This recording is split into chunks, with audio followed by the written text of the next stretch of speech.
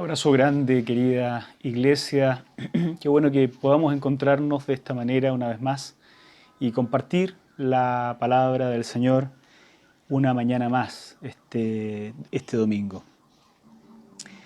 Vamos a continuar con nuestras reflexiones sobre el libro de Efesios. En esta ocasión en particular vamos a estudiar el capítulo 6, los versículos 5 al 9, para hablar o continuar hablando de este conjunto de exhortaciones que se hace en la epístola sobre la vida en lo que era la casa en el siglo I. Entonces quiero invitarlos a orar para empezar y luego vamos a leer juntos el texto. Señor, gracias por permitirnos la oportunidad de compartir esta reflexión. Gracias por permitirnos separar este tiempo y reflexionar en estos temas tan relevantes. Queremos rogar que nos des la gracia del Espíritu, la luz que tu Espíritu Santo pueda entregarnos y nos ayude, Señor, a que nuestras vidas por tu Espíritu sean modificadas para vivir aquí, para vivir ahora, para vivir en estos tiempos de la forma en que te agrada. Señor, bendícenos durante este tiempo, en el nombre de Jesús. Amén. Amén. Bueno, dice así, Efesios capítulo 6, versículos 5 al 9, voy a leer en la Nueva Versión Internacional. Esclavos, obedezcan a sus amos terrenales con respeto y temor y con integridad de corazón como a Cristo. No lo hagan solo cuando los estén mirando, como los que quieren ganarse el favor humano, sino como esclavos de Cristo, haciendo de todo corazón la voluntad de Dios.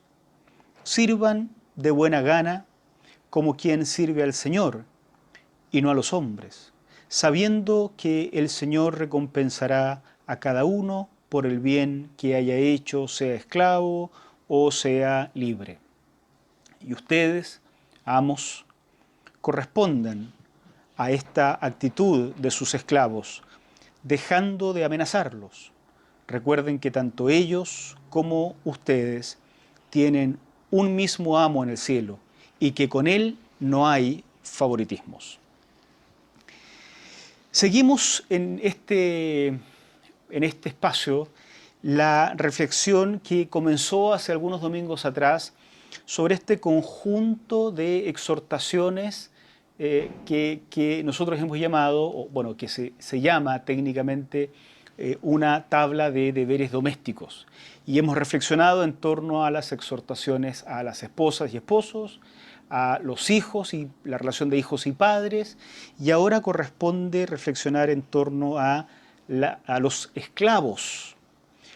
Ya sabemos que aquello a lo que se le llama casa en el siglo I de la era cristiana, en el Imperio Romano, no es el hogar que uno hoy día desea tener, esposa, esposo, hijos. La casa es todo aquello que es la hacienda de un padre de familia, todo aquello que le pertenece. Su casa o la casa de una persona es su esposa, sus hijos, sus esclavos, sus animales, y tiene que administrarla toda. Por eso es importante lo que hemos venido diciendo hace algún tiempo. Necesitamos entender cómo funciona ese tiempo para dejar en el siglo I aquellos elementos culturales y traernos a la aplicación nuestra aquellos elementos que son esa palabra de Dios que impacta nuestra vida. Entonces hoy cerramos este conjunto de exhortaciones para la administración de la casa, que incluía la vida de los esposos, que incluía la vida de los hijos y padres, y ahora los esclavos, con esta reflexión precisamente sobre los esclavos. Desde el comienzo hemos establecido un método para no traernos el siglo I para acá y hacernos vivir hoy día como si viviéramos en la Judea romana del siglo I, un método que nos permita comprender y captar la esencia del texto y aplicarlo a nuestra vida. Hemos dicho que primero vamos a descubrir en cada texto lo que era lo normal, lo común en la época en que el texto se está escribiendo, Luego íbamos a descubrir lo nuevo que introduce la fe cristiana en esas costumbres comunes del siglo I, y luego íbamos a tomar como mensaje esto nuevo que ilumina nuestra práctica actual. El tema que vamos a analizar hoy, que es el de los esclavos, debiera convencernos, si es que no estamos convencidos, de que es importante tener un método muy simple como este que hemos esbozado acá. De lo contrario, pudiera darse el caso de que algún creyente bien intencionado, queriendo ser fiel a la Biblia, decida tener esclavos en el día de hoy. Nos separan, por supuesto, siglos de distancia de esa cultura y las cosas han cambiado, pero la palabra de Dios, que no está anclada a la cultura, pero que se nos comunica en un entorno cultural, permanece para siempre hoy. Quisiera hablar esta mañana de la responsabilidad ética como germen. Ya se van a dar cuenta de por qué lo pongo de esta manera. La responsabilidad ética, la responsabilidad sobre hacer el bien o hacer el mal, como un germen que de una u otra forma tendrá su efecto en aquello que es impactado por el germen. ¿Qué es lo común en nuestro texto? Leíamos Efesios 6 del 5 al 9, que hablaba de los esclavos y los amos. ¿Qué es lo común? Los esclavos. 60 millones de esclavos se calcula para esta época, en el siglo I del imperio de la era cristiana, en la Judea romana. 60 millones de esclavos en el imperio se calculan en esta época. Instrucciones sobre obedecer a los amos había por todos lados. Incluso habían algunas ideas que ya hablaban a los amos de tener algún tipo de respeto hacia, mínimo siquiera, hacia los esclavos. Había mucha esclavitud. Digamos que la esclavitud era el modelo que económicamente sostenía al Imperio Romano. Sin esclavos, el Imperio Romano no hubiera funcionado. Así es que tener esclavos, tener amos, tal como lo dice el texto bíblico, era algo común en todo el imperio. Algunos eran esclavos de nacimiento, algunos se hacían esclavos por voluntad propia, algunos esclavos eran capturados en la guerra, en medio de estas guerras que tenía el Imperio Romano. Los perdedores muchas veces eran hechos esclavos a la fuerza, otros esclavos eran comprados, algunos tenían mucha riqueza porque algunos esclavos eran los especialistas, por ejemplo, en la literatura, en la enseñanza, eran alfabetizados, podían escribir, podían leer y entonces algunos llegaban a ser administradores de recursos muy importantes. Por eso digo, algunos voluntariamente se hacían esclavos. Así es que lo que define la esclavitud no es el maltrato, no todos los esclavos eran maltratados. Lo que define la esclavitud es la falta de autodeterminación. El esclavo pertenece a alguien, no puede hacer lo que quiera. Digamos que no es responsable de su propio comportamiento porque no le es posible decidir si hacer lo bueno o si hacer lo malo. No le es posible decidir porque su vida entera y eventualmente la de su familia no le pertenece al esclavo, le pertenece al amo. Eso es lo común. ¿Qué es lo nuevo? Lo nuevo aparece inmediatamente en cuanto leemos el texto. Miren el versículo 5. Esclavos, obedezcan a sus amos terrenales con respeto y temor, con integridad de corazón, como a Cristo. No lo hagan solo cuando los estén mirando, como los que quieren ganarse el favor humano, sino como esclavos de Cristo, haciendo de todo corazón la voluntad de Dios. Lo primero novedoso, que no es común en la época, es que se dirija una instrucción al esclavo. Miren que esto es muy interesante. Hoy día pasa desapercibido a nuestros ojos. El escritor se dirige a ellos: esclavos, obedezcan a sus amos terrenales con respeto y temor, y argumenta que esto se debe hacer como haciéndolo para Cristo. Esto es muy relevante porque lo que hace el escritor es depositar sobre los esclavos la responsabilidad de un comportamiento, con lo cual los reconoce como lo que decimos nosotros, sujetos éticos. Se les reconoce como poseyendo la capacidad de hacer el bien, de hacer el mal, de analizar una instrucción, de hacer una crítica, de obedecer a Cristo o de no obedecer a Cristo a través del servicio a sus amos. Se les considera, por tanto, sujetos éticos capaces de decidir si van a obedecer o no. Esto es tremendamente novedoso, pero no lo hemos visto solo en el caso de los esclavos. Esto es lo mismo que pasa cuando analizamos el caso de las esposas. A ellas se les dirigía una instrucción, y luego a los hijos, a ellos se les dirige una instrucción. Eso es muy novedoso, porque lo que pasaba en la cultura de la época era que toda instrucción llegaba directamente desde el padre de la familia hacia el resto. Ni siquiera el seguimiento de Jesucristo era decisión propia en el resto de la familia. Una vez que se convertía el hombre de la casa, toda la familia era convertida y bautizada a la religión a la que él se convertía. Era mal visto otra cosa. Por lo tanto, ya era importante y novedoso en ese momento, cuando hablábamos de las mujeres, de las esposas y esposos, de los hijos y padres, que se dirigiera una instrucción a las esposas y luego a los hijos. Más novedoso todavía es ahora que se dirige instrucción a los esclavos. Es cierto, y esto hay que decirlo con mucha fuerza, que el escritor no elimina con este texto bíblico la esclavitud. No vamos a encontrar en la Biblia un texto que explícitamente diga hay que eliminar la esclavitud porque es un gran pecado tener esclavos. Esto es muy importante para lo que vamos a decir más adelante.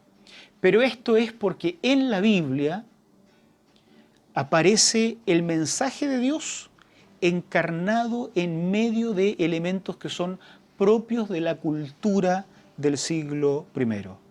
A estos esclavos se les dice que son esclavos de Cristo, mucho más relevante.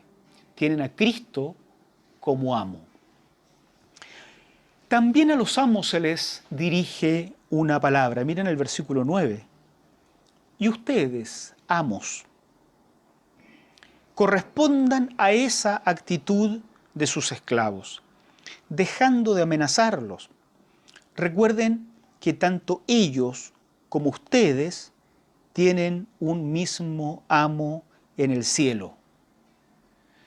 Ya a los esclavos se les había dicho, ustedes son esclavos de Cristo en primer lugar, pero luego a los amos se les dice lo mismo. Ustedes también tienen en el cielo a un amo, y para con él no hay favoritismos, no hay distinción. Esto obviamente también es muy relevante. De una u otra forma, a pesar de que el texto conserva elementos culturales propios del siglo I, termina ubicando en el mismo lugar ante Dios a esclavos y amos. A ellos, a los esclavos se les dice que su amo es Cristo, pero a los amos se les dice lo mismo. Se les dice que se comporten respecto de los esclavos de forma concordante con la manera en que el esclavo se comporta respecto de ellos.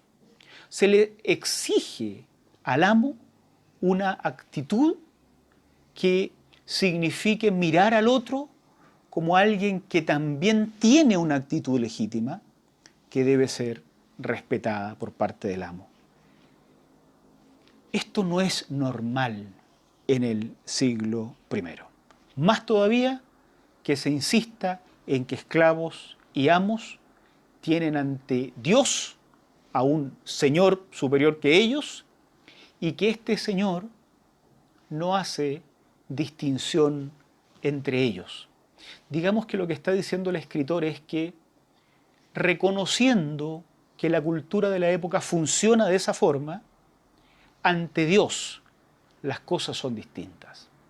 Dios no hace la diferencia que la cultura en el siglo I hace entre esclavos y amos. Dios no la hace. Este tipo de textos habrá tenido, por supuesto, algún tipo de consecuencias en el momento mismo en que la carta se habrá escrito, pero seguramente fueron consecuencias menores. Es probable que muchos amos cristianos habrán empezado a tratar de mejor manera a sus esclavos, especialmente a sus esclavos cristianos. Tenemos una carta en el Nuevo Testamento dirigida a Filemón, donde el escritor intercede por un esclavo, Onésimo, y se le dice que a Filemón que ya no lo reciban como esclavo, sino como a un hermano. Esto habrá tenido algún impacto al interior de las vidas de las iglesias, pero no en la sociedad. La esclavitud siguió existiendo por mucho tiempo. Sin embargo, lo que sucede con esta enseñanza cristiana es que introduce un germen en el funcionamiento de la sociedad que tendrá un fruto mayor siglos más tarde. Habrá impactado a la sociedad un poco al comienzo, pero siglos más tarde producirá cambios realmente profundos porque estuvo allí en la historia empujando desde dentro como un germen, llenándolo todo hasta que algunos cambios mayores se produjeron. Como consideraciones finales quisiera proponer dos temas importantes. Uno, respecto del método con el que estudiamos la Biblia. No se puede usar la Biblia para citarla como si fuera un libro de frases mágicas, que basta con citar las cuestiones aunque no las entienda y que esta cita va a producir algún encantamiento en el resto de las personas. Eso está bien en los libros de brujería, en los libros de hechicería, pero no en esta sagrada escritura cristiana. Los documentos que hoy están en la Biblia contienen elementos culturales, aspectos culturales propios del siglo I de la era cristiana, del Imperio Romano.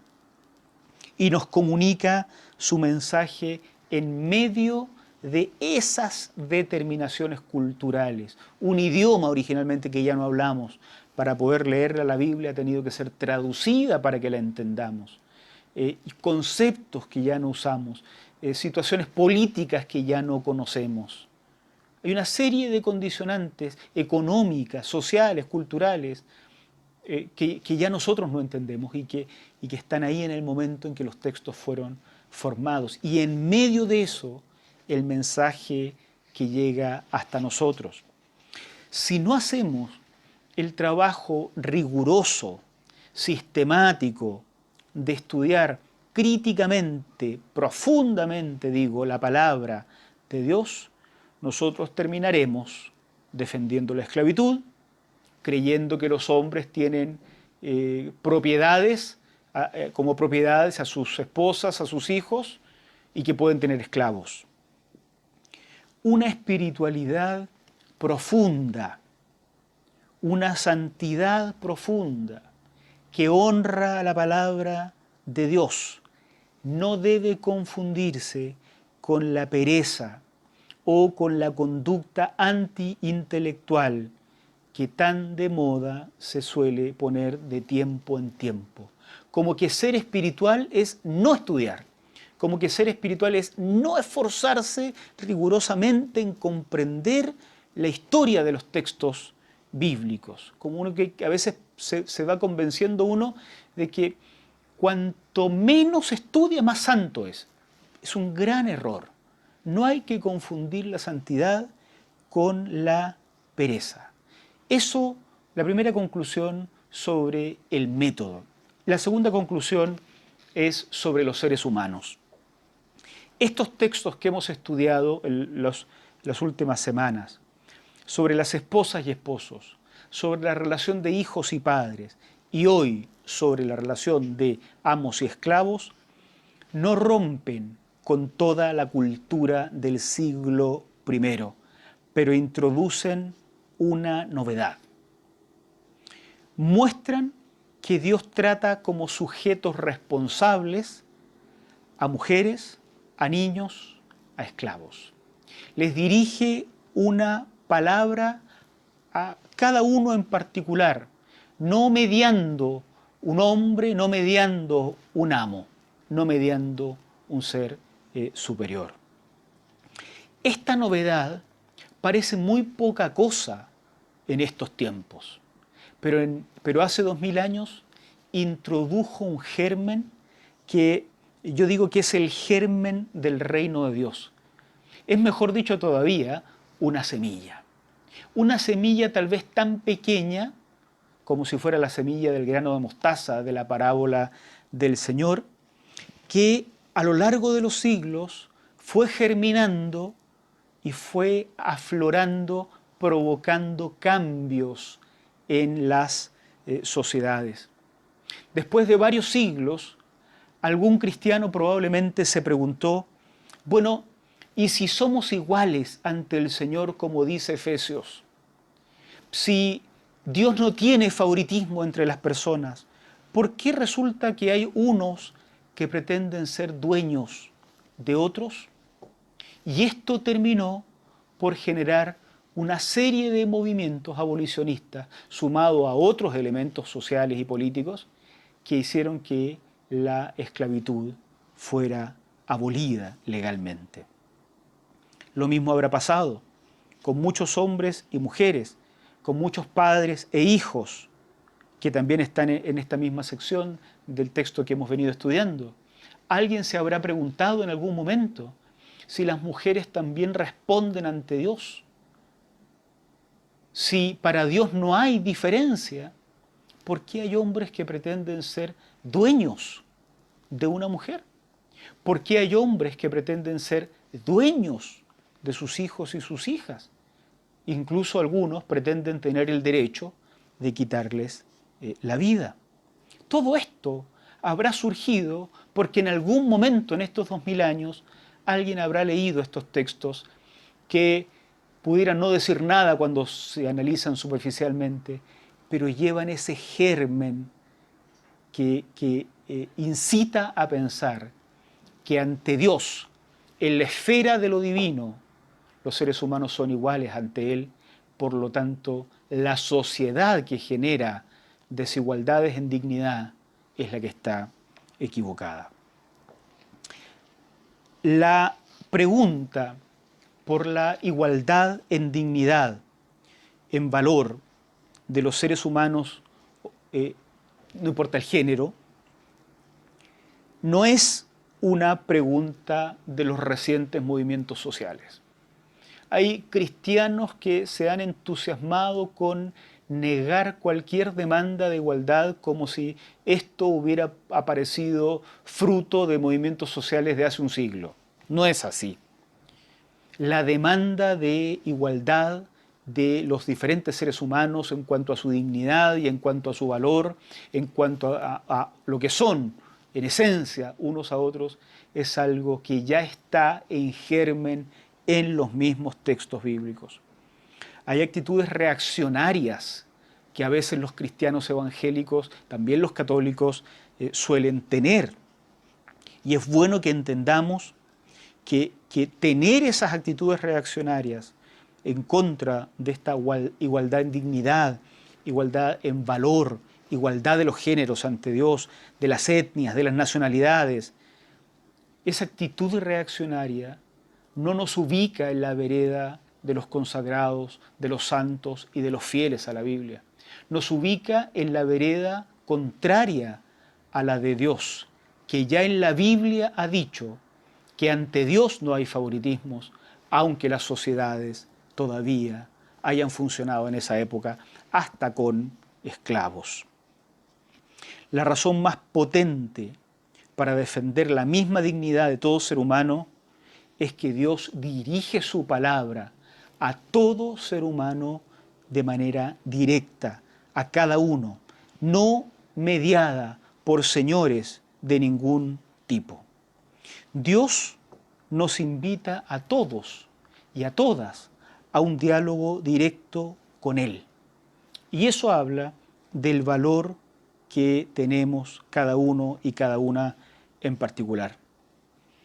El gran desafío al terminar esta sección de la configuración de la casa en el siglo I es que logremos establecer un idioma que nos comunique con el prójimo, un idioma que nos comunique esposos y esposas, un idioma que nos comunique padres e hijos, un idioma que nos comunique con el resto de los seres humanos con los que nos relacionamos. Y no ha de ser el idioma de la pertenencia subordinante, no ha de ser el idioma de la subordinación injusta de mujeres a hombres por género, de hijos a padres por edad o de esclavos a libres. Este idioma ha de ser, según los textos de Efesios, el idioma del amor, y el modelo de esta relación ha de ser el modelo de Cristo. Aquí todos estamos al debe, todos, porque nosotros nacimos en sociedades que no establecen este tipo de relaciones como Cristo, establecen este tipo de relaciones como el mundo. Y estamos tan acostumbrados a relacionarnos, esposos y esposas, hijos y hijas y padres, y con el resto de los seres humanos, como lo hace el mundo, que nos cuesta mucho entender en qué estamos mal, pero estamos al debe. El desafío entonces es construir relaciones nuevas, porque esta es la nueva humanidad creada por Dios, relaciones nuevas de esposos y esposas con un vínculo de amor, relaciones nuevas de padres e hijos con el vínculo de amor y el modelo de Cristo, y relaciones nuevas de hombres y mujeres con quienes compartimos la vida, pero relaciones nuevas fundadas en el amor y teniendo como modelo a Cristo. Hay muchos que están recién partiendo su vida matrimonial, partiendo su paternidad. Algunos están esperando para tener hijos en poco tiempo más y algunos los han tenido recién. No nos copien a nosotros los que tenemos modelos malos. Usen la palabra del Señor.